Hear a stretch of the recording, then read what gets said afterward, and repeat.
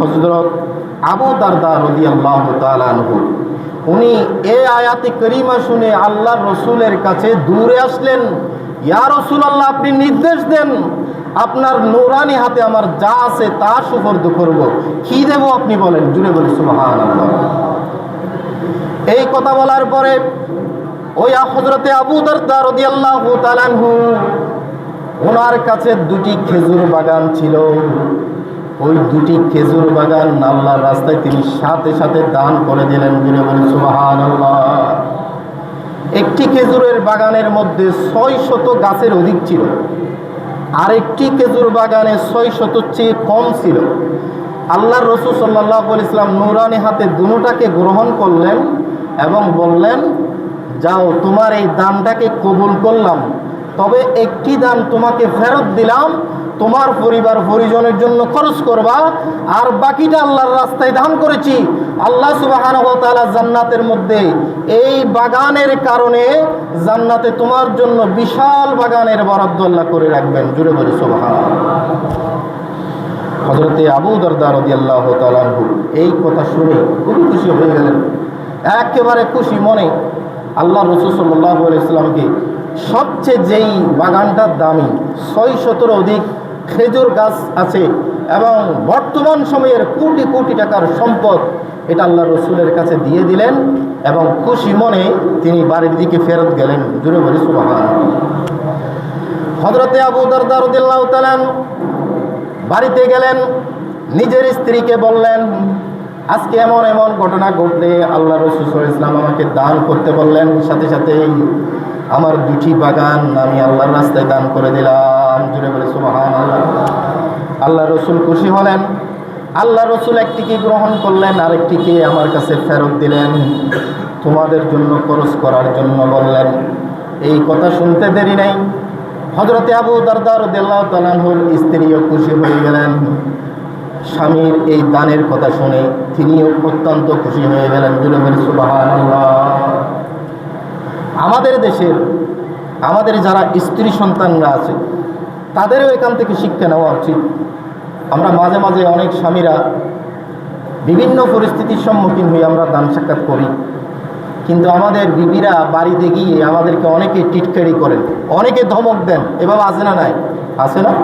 কারণ মেয়েরা সাধারণত আল্লাহ রাসূল সাল্লাল্লাহু আলাইহি ওয়াসাল্লাম বলেছেন, এটা সতর্ক আরোপ করেছেন, মেয়েরা কৃপণতার দিকে এগিয়ে আল্লাহর রাসূল সাল্লাল্লাহু আলাইহি ওয়াসাল্লাম সেই জন্য তাদেরকে বেশি দান করতে বলেছেন। হযরত আবু দারদা রাদিয়াল্লাহু তাআলা আনহুর স্ত্রীর কাছে যখন এই কথাগুলো বললেন, উনি কোনো বিরুদ্ধচারণ করেন নাই, আরও স্বামীকে উৎসাহ দিলেন, তাকে খুশি করলেন, তাকে বাহবা দিলেন, মারহাবা বললেন। জুড়ে বলি সুবহানাল্লাহ। আমাদের সন্তানদেরও সেটা শিক্ষা উচিত। বাবা যদি কোনো একটা সিদ্ধান্ত নেন দানের ব্যাপারে, আপনি সন্তান হয়ে আপনি কি করবেন? সেটাকে মেনে নেবেন, সেটার প্রতি আপনি সম্মান দেখাবেন। আল্লাহ আমাদের সকলকে এটা আমল করার তৌফিক দান করুন। জোরে বলুন না আমিন। সালাতু ইয়া রাসূলুল্লাহ আলাইকুম।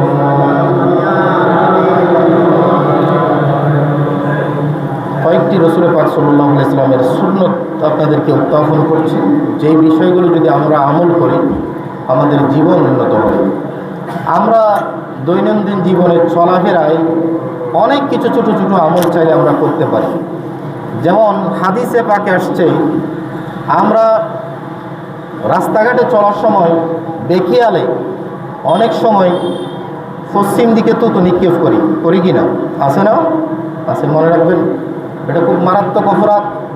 এই অভ্যাসটা যদি থাকে আপনি এটাকে পরিবর্তন করার চেষ্টা করবেন।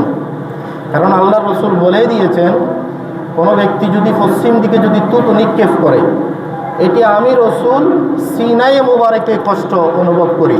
জুড়ে বলি নাউজুবিল্লাহ। আমরা অনেকেই গাড়িতে চলতে ফিরতে এই অভ্যাসটা আমাদের আছে, এটাকে চেঞ্জ করার চেষ্টা করবেন। আল্লাহ রসুল সাল্লাল্লাহু আলাইহি ওয়াসাল্লাম একদিন মসজিদ থেকে বের হয়ে দেখলেন এক মানুষ সেখানে তুতু নিক্ষেপ করেছে মসজিদের দেওয়ালে। আল্লাহ রসুল সাল্লাল্লাহু আলাইহি ওয়াসাল্লাম রাগান্বিত হলেন, কাউকে বুঝতে দিলেন না, নিজে নিজে সেটাকে হাত দিয়ে সেটাকে মুছে পরিষ্কার করে দিলেন। সুবহানাল্লাহ। রসুলের অবস্থান পরিষ্কার পরিচ্ছন্নতার দিকে। এজন্য কিতাবে আসছে আত-তাহারাতু শাতরু মিনাল ঈমান, ঈমানের যে 70টি শাখা আছে এখান থেকে একটি অধ্যায় হচ্ছে পরিষ্কার পরিচ্ছন্নতা। আমার রাসূল সাল্লাল্লাহু আলাইহি ওয়াসাল্লাম নিজেও পরিষ্কার থাকতেন, অপরকেও পরিষ্কার রাখার চেষ্টা করতেন। সুবহানাল্লাহ।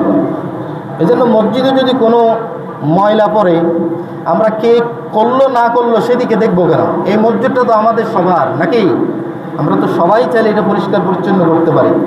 আপনি যদি রসুলের উম্মত হয়ে থাকেন, রসুলের এই হাদিসটা আপনাদের সামনে পেশ করলাম। অনেকে আমরা দেখি এখানে বালি কেন, এখানে এটা হয়নি কেন, অনেক কথা আমরা শুনি কিনা। আল্লাহ রসুল সাল্লাল্লাহু আলাইহি ওয়াসাল্লাম ওই তুতুটাকে রসুলের নিজের নুরানি হাত দিয়ে মুছে দিলেন, পরিষ্কার করে দিলেন, অসুবিধা তো নাই। সুবহানাল্লাহ। আপনার ভিতরে এই আদর্শগুলো কই? এটা থাকতে হবে। এবং যে কোনো কাজ শুরু করার সময় ডান হাত দিয়ে শুরু করবেন, ডান দিক থেকে শুরু করবেন, এটা রসুলের সুন্নাত। পারলে যে কোনো কাজে দোয়া না জানলেও অন্ততপক্ষে একবার বিসমিল্লাহ, একবার দরুদ শরীফ পড়ে আপনার যে কোনো কাজ শুরু করবেন, আপনার কাজটা মোবারকময় হবে, আপনার কাজটা সুন্নত অনুসারে হবে। আল্লাহ আমাদের আমল করার তৌফিক দান করুন, জোর বলুন না আমিন। এবং অনেকে আমরা হাসাহাসি করি। রসুল পাক সাল্লাল্লাহু আলাইহি ওয়াসাল্লাম হাদিসে বলেছেন হাসি 3 প্রকারের হয়ে থাকে। এক প্রকারের হাসি হচ্ছে মুস্কি হাসি, যেটা রসুল পাক সাল্লাল্লাহু আলাইহি ওয়াসাল্লাম নিজেই হাসতেন, সাহাবাই